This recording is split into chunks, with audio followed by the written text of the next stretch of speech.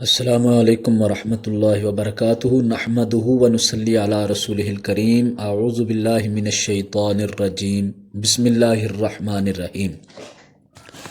پارہ نمبر 24 کا خلاصہ۔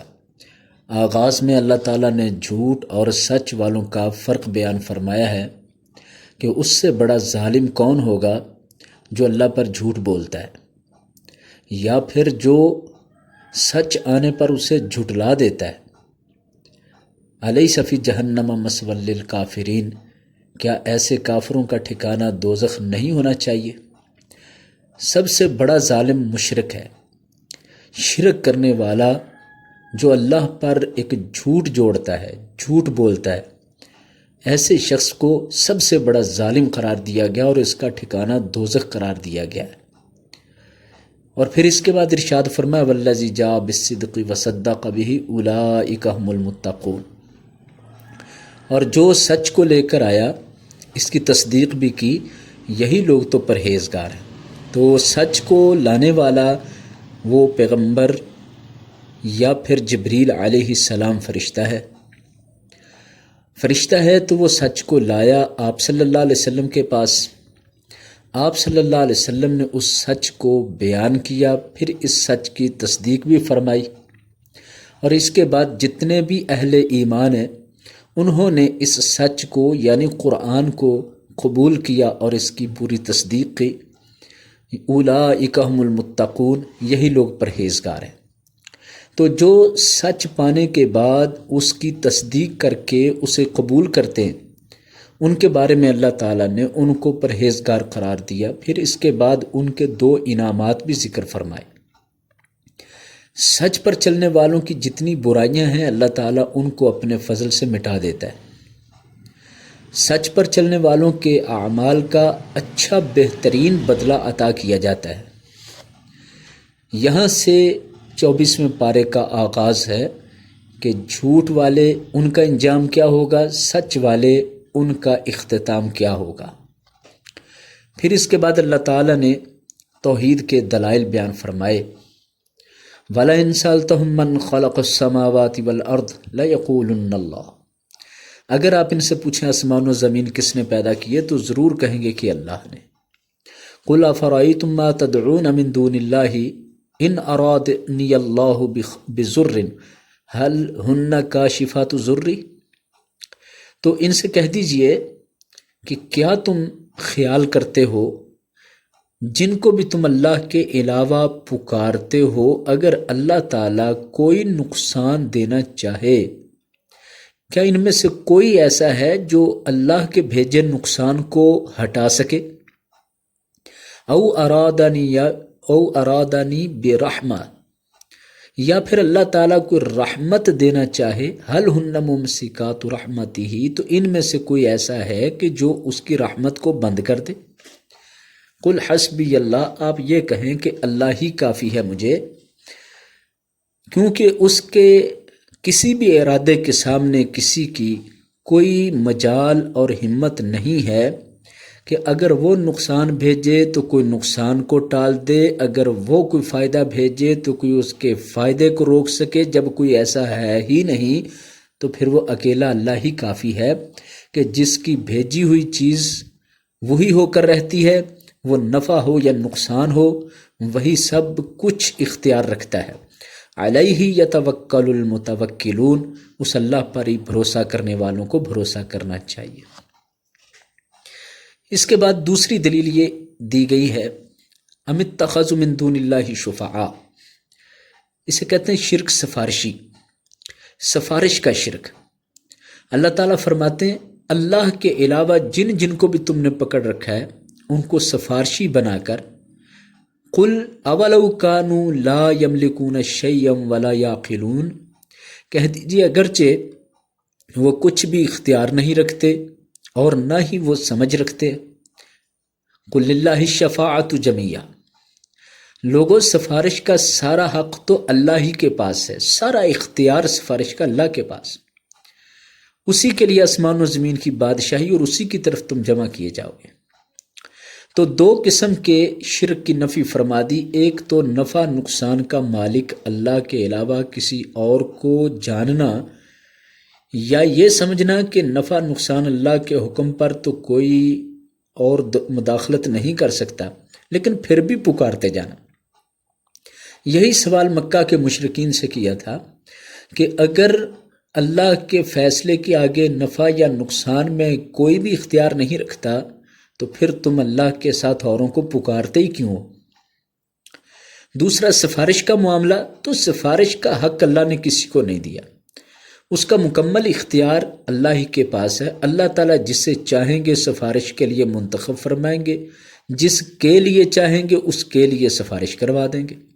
لہٰذا اللہ ہی کی مرضی، اللہ ہی کا اختیار اس سفارش کے اندر ہوگا۔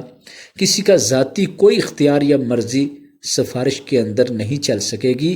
تو جنہوں نے اللہ کے علاوہ اوروں کو سفارشی مان کر پکارنا شروع کر رکھا ہے یا ان کے بارے میں کچھ ماننا شروع کر رکھا ہے، تو اللہ تعالیٰ نے ان لوگوں کو یہ جواب دیا کہ وہ تو کچھ اختیار بھی نہیں رکھتے، سمجھ بھی نہیں رکھتے، اور تم نے ان لوگوں کو پکارنا شروع کر رکھا ہے۔ پھر اس کے بعد ارشاد فرمایا کہ شرک کرنے والوں کی عقل الٹی ہے، ان کی سمجھ ہی الٹ چلتی ہے۔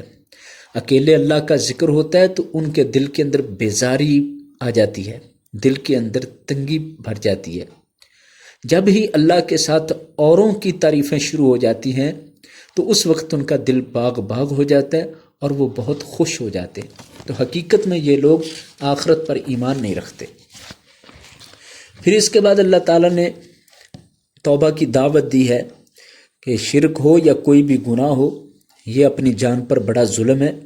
جنہوں نے اپنی جانوں پر ظلم کمایا ان کو اللہ تعالیٰ نے اپنی رحمت کی امید دلائی ہے اور توبہ کی ایک منفرد انداز میں دعوت دی ہے۔ ارشاد فرمایا قل یا عبادی الذین اسرفوا علی انفسہم لا تقنطوا من رحمت اللہ، اے میرے بندو جو اپنی جانوں پر ظلم کر بیٹھے ہو، اللہ کی رحمت سے مایوس نہ ہونا۔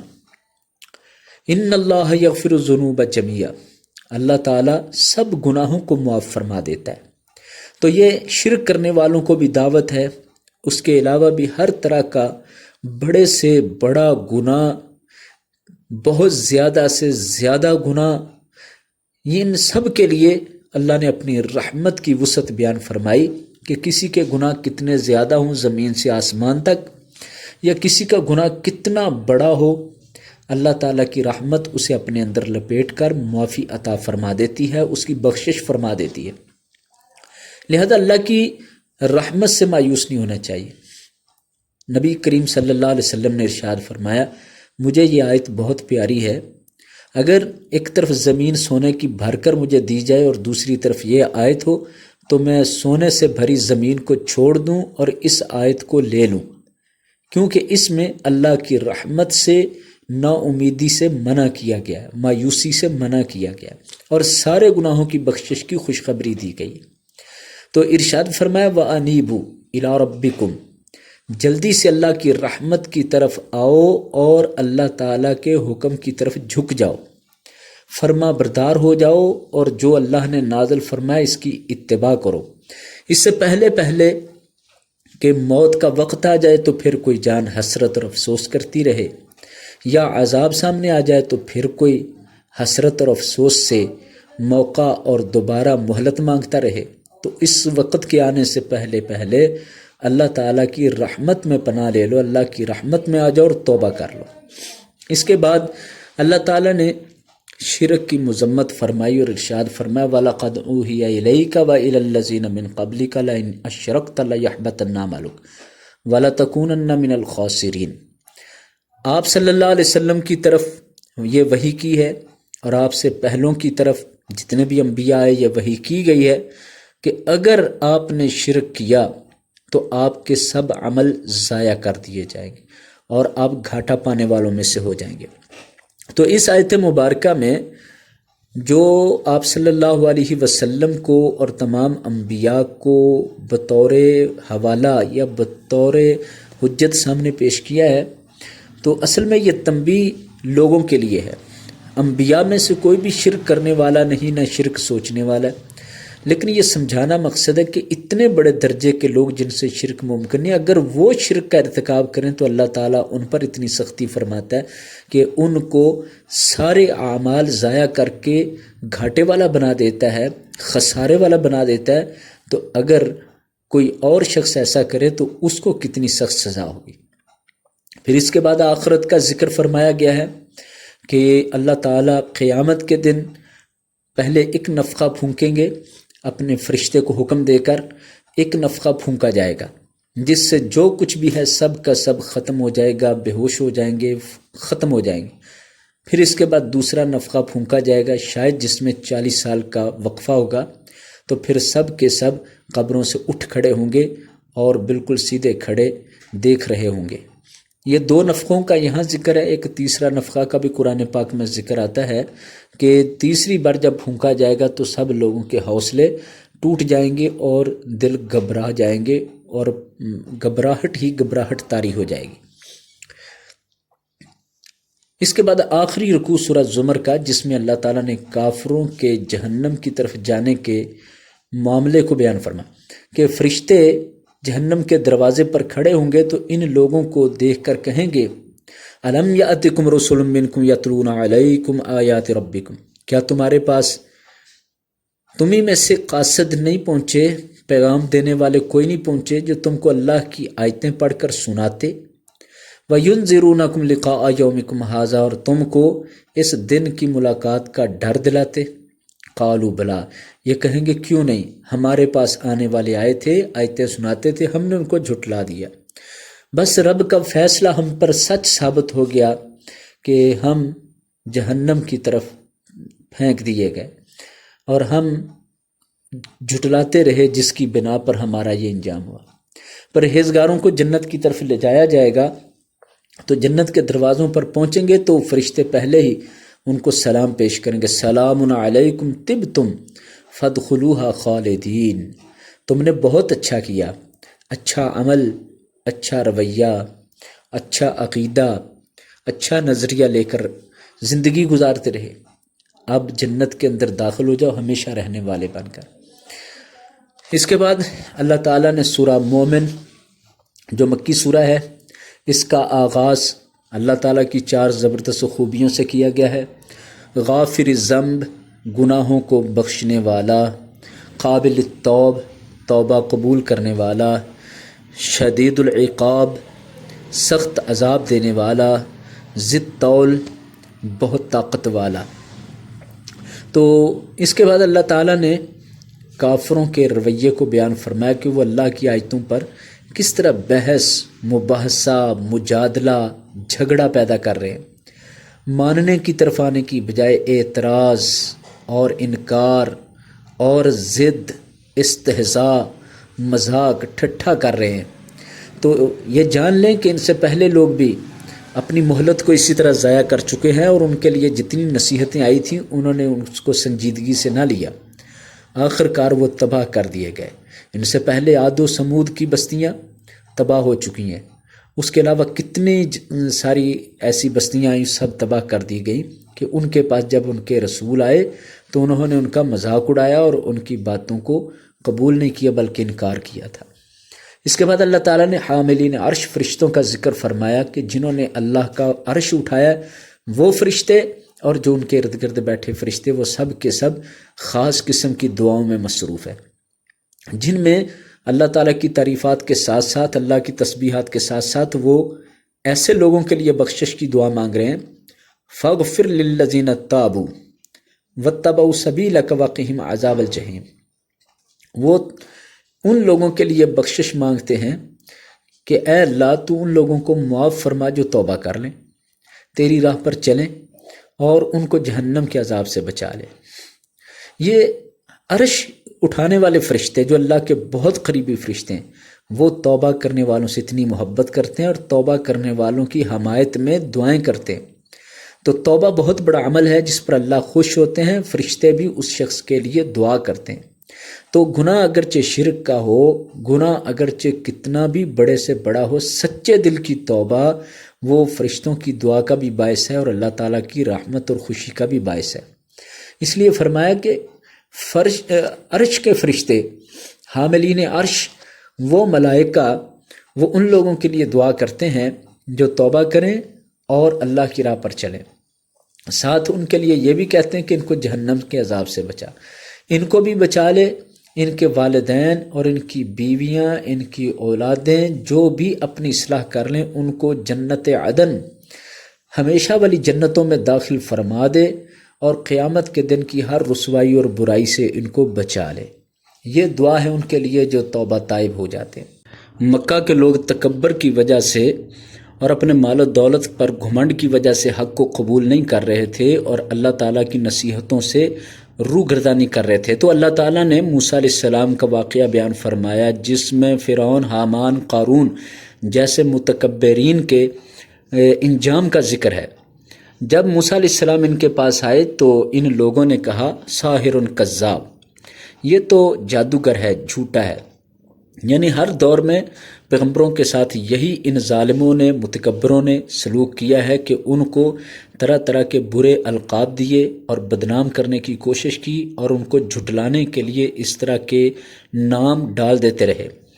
تو پھر اس کے بعد فرعون نے بچے قتل کرنا شروع کر دیے، ظلم کی انتہا کی، عورتوں کو زندہ رکھا جاتا، حتیٰ کہ موسیٰ علیہ السلام کو قتل کرنے کا فیصلہ سناتے وقت کہنے لگا ذرونی اقتل موسیٰ ولیدع ربہ، چھوڑو مجھے، میں اب موسیٰ کو قتل کر ڈالوں گا اور وہ اپنے رب کو بلا لے۔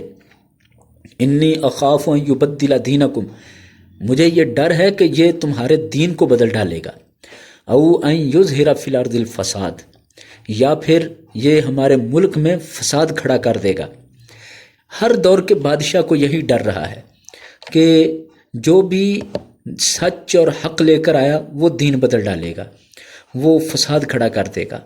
جب یہ بہانہ بنا کر فرعون نے موسیٰ علیہ السلام کو قتل کرنے کا کہا تو ایک شخص جو آل فرعون میں سے تھا، جو فرعونیوں میں سے تھا لیکن وہ ایمان والا تھا، وہ اپنا ایمان ابھی تک چھپائے ہوئے تھا، قال رجل من آل فرعون یکتم ایمانا اتقتلون رجلا ان یقول ربی اللہ، وہ اٹھ کھڑا ہوا اور کہنے لگا کیا تم ایک ایسے شخص کو قتل کرو گے کہ جو یہ کہتا ہے کہ میرا رب اللہ ہے؟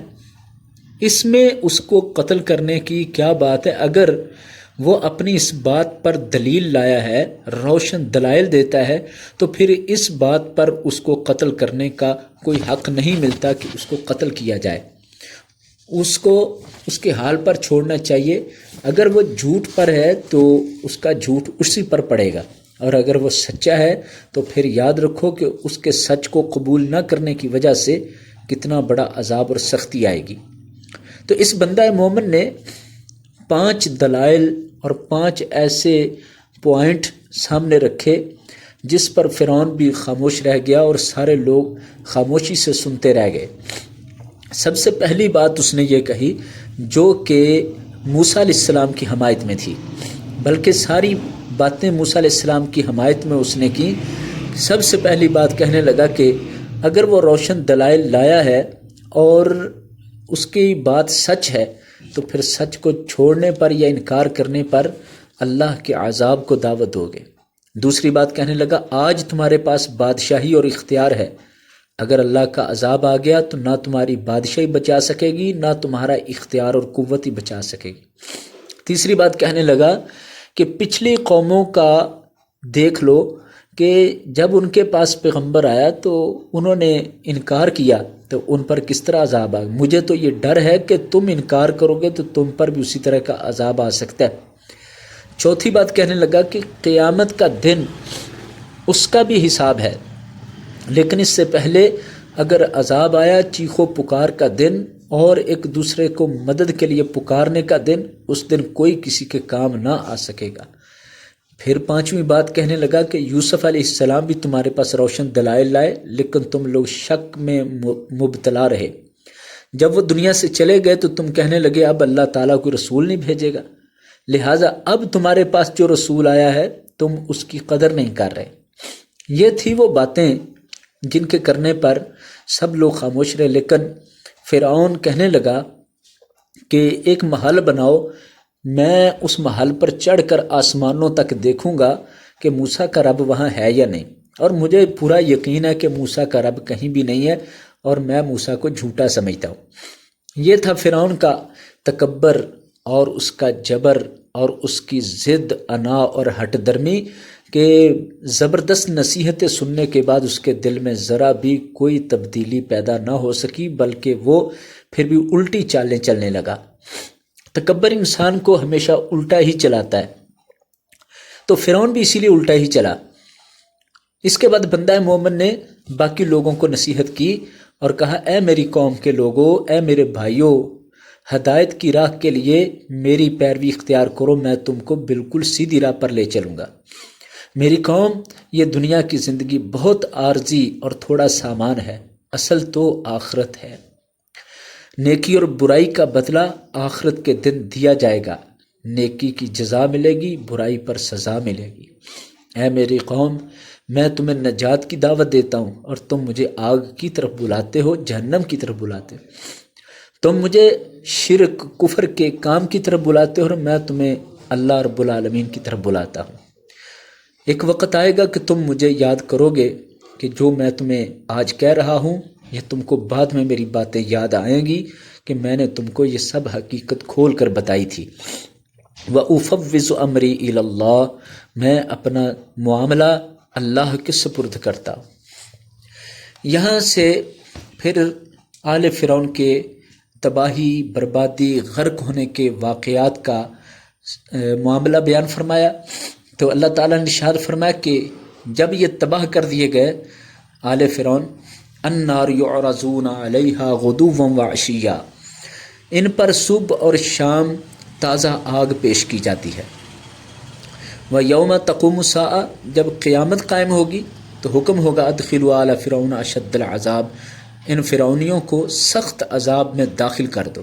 پتہ چلا دنیا کے اندر بھی ان کو آگ کا عذاب صبح و شام دیا جا رہا ہے۔ تو دنیا کے اندر جو عذاب دیا جا رہا ہے اسے برزخی زندگی کہا جاتا ہے، یعنی مرنے کے بعد قیامت قائم ہونے سے پہلے پہلے جو زندگی ہے، جو وقت ہے، جو مرحلہ ہے، وہ عالم برزخ کا ہے۔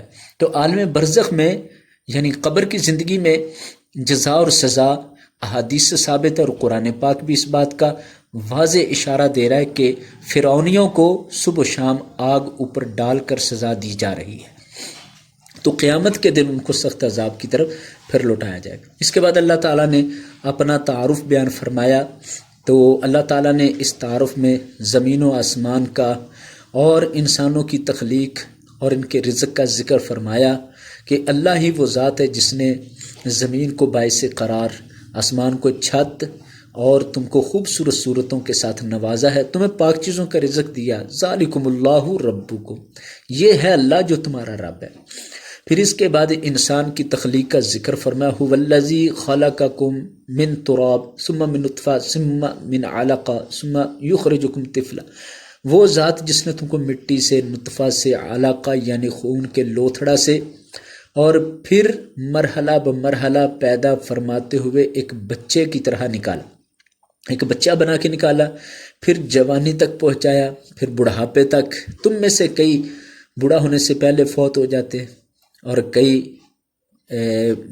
بڑھاپے کو پہنچتے ہیں، اپنی عمر پوری کرتے ہیں۔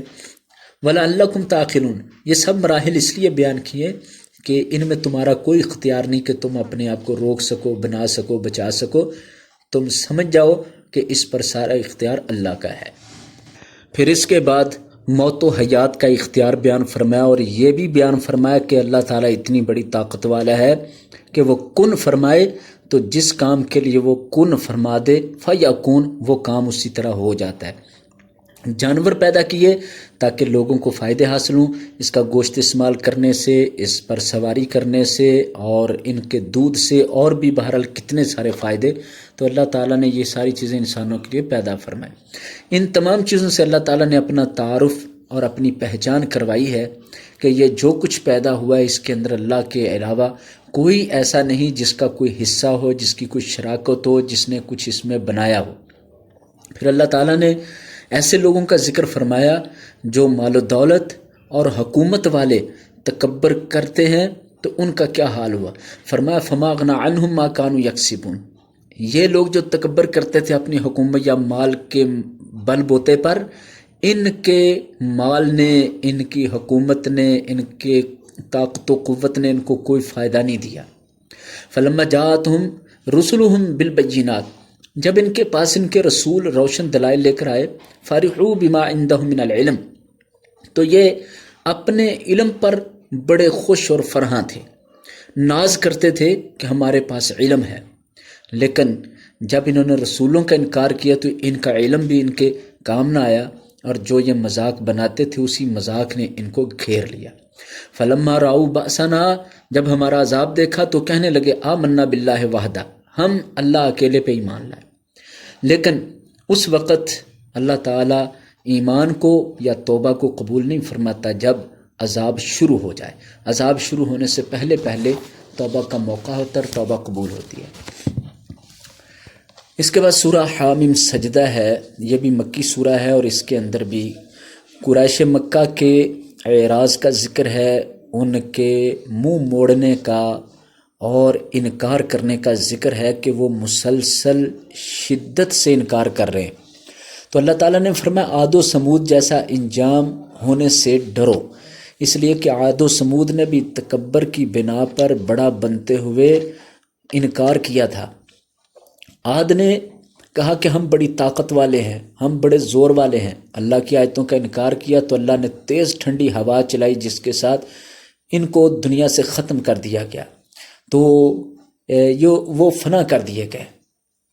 اس کے بعد سمود کا ذکر فرمایا فہدیناہم فاستحبوا العمی علی الہدی، جب ان کو ہم نے ہدایت دی تو انہوں نے بھی ہدایت چھوڑ کر اندھا بننا ہی پسند کیا، تو ان کو بھی ایک چیخ نے آ پکڑا اور ان کو ختم کر کے رکھ دیا۔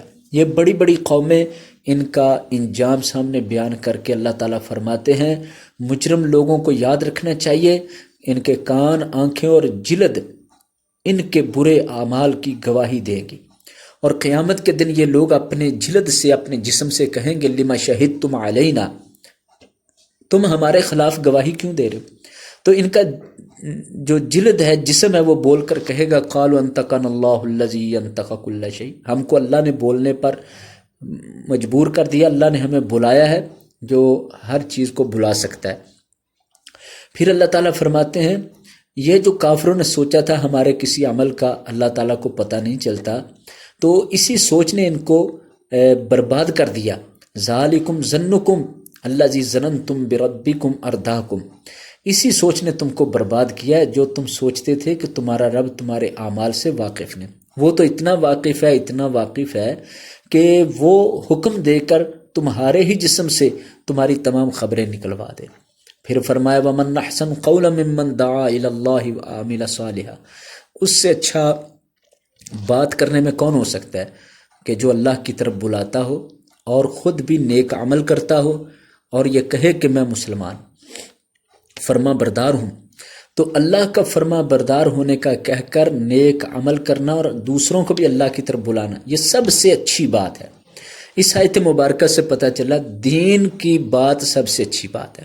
بعض علماء نے اس سے مراد اذان بھی لی ہے کہ اذان میں انسان لوگوں کو اچھے کام کے لیے بلاتا ہے، اللہ کی عبادت کی طرف بلاتا ہے، خود بھی پھر نماز پڑھتا ہے اور اس بات کا اعلان کرتا ہے کہ وہ بھی مسلمان ہے۔ اذان بھی شامل ہے اور دین کی ہر تبلیغ اور دعوت بھی اس میں شامل ہے کہ یہ کائنات کی تمام باتوں میں سے اچھی اور بہترین بات، سب سے خوبصورت بات ہے جو اللہ کی طرف بلانے کی بات ہوتی ہے۔ پھر اللہ تعالیٰ نے اس بات کو واضح فرمایا لا تستوی الحسنۃ ولا السیئۃ، نیکی اور برائی برابر نہیں۔ آپ جب بھی کوئی برا کرے تو اس کے ساتھ اچھا سلوکی کریں، جب آپ اچھائی کے ساتھ برائی کو رفع کرنے کی کوشش میں لگے رہیں گے تو پھر ضرور وہ وقت آ جائے گا کہ آپ کے اور آپ کے دشمن کے درمیان جو دشمنی بنی ہوئی تھی وہ ختم ہو جائے گی، اور وہ ایسا ہو جائے گا جیسے وہ آپ کا گہرا دوست ہو۔ اور یہ صبر کرنا اور اچھائی کے ساتھ مقابلہ کرنا اور اچھائی کے ساتھ برائی کو رفع کرنا، یہ عمل کرنے کی ہر کسی کو توفیق نہیں ہوتی، صرف ان لوگوں کو یہ توفیق ملتی ہے جو صبر اختیار کرتے ہیں اور جن کا نصیب بہت اچھا ہو۔ اور پھر اس کے بعد اگر شیطان کی طرف سے کوئی وسوسہ اور غصہ آئے تو اللہ کی پناہ طلب کر لینی چاہیے، اس لیے کہ غصہ شیطان لا کر انسان کو رسوا کرنا چاہتا ہے اور انسان کو اپنے قابو میں کر کے انسان سے غلط کام کروانا چاہتا ہے۔ لہٰذا جب بھی غصہ آئے، شیطان کی طرف سے کوئی اس طرح کا معاملہ پیش آئے تو اللہ کی پناہ مانگنی چاہیے، تعوذ پڑھنا چاہیے۔ اللہ تعالیٰ قرآن و سنت پہ عمل کی توفیق عطا فرمائے، آمین۔